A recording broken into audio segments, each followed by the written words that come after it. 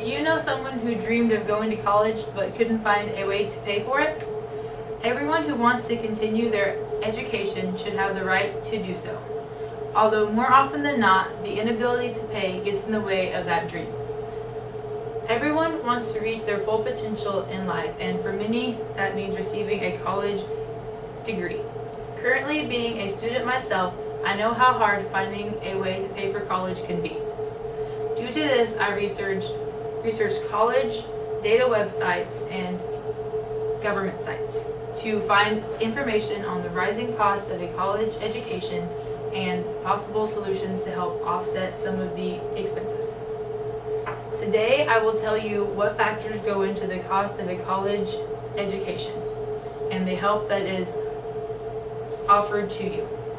The cost of a college education can be made up of tuition, fees, books and supplies, personal expenses and travel expenses, room and board, and meals. Tuition has risen 37% in the last 12 years. According to the college data website, fees can be charged for graduation expenses, ID cards, library, and computer usage. There's also personal and travel expenses that go into the overall cost. Room and board and meals will vary based on the size of the college you go to, meal plan choice, and whether you live on or off campus.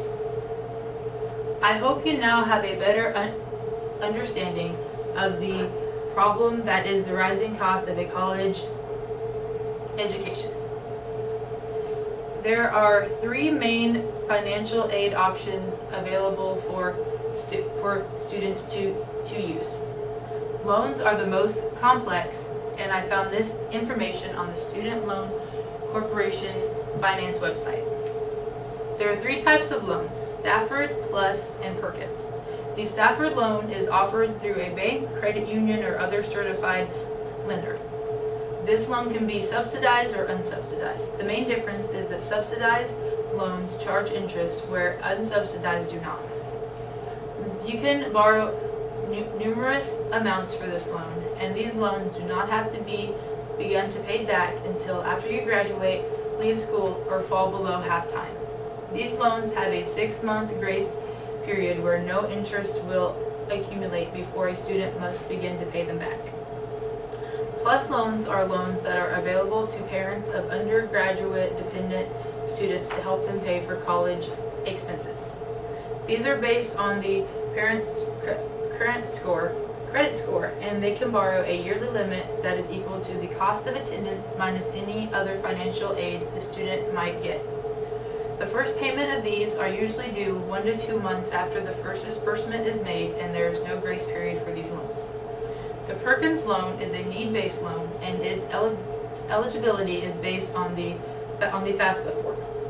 The loan is made through the college's financial aid department, and it is the student's responsibility to pay them back. It is a $20,000 maximum borrowing limit as an undergraduate student. The first payment of these are due 9 months after leaving school, falling below half-time, or graduation.